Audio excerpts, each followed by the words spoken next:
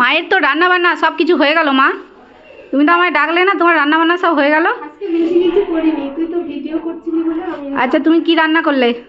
আজকে টমেটো দিয়ে ডাল করেছি। আচ্ছা, নোটে ডাটা। ও শুকো মাছটা যা হয়েছে না, তোমরা দেখে বুঝতে পারছো, রংটা দেখে বুঝতে পারছো কি ভালো হয়েছে। খেতেও কিন্তু হেভি হয়েছে, আমি একটু টেস্ট করলাম, এই যে মা একটু বাটিতে দিয়েছিল। ভালো লাগে, আমরা আগে করতাম একটু হেভি ঝাল। এইভাবে আমরা করতাম। এটা পুরো আলু বেগুন দিয়ে মা নোটে ডাটা দিয়ে শুকো মাছ রান্না করেছে, শুটকি মাছ। এগুলো বাঙালির রান্না। হ্যাঁ, বাঙাল খাওয়া।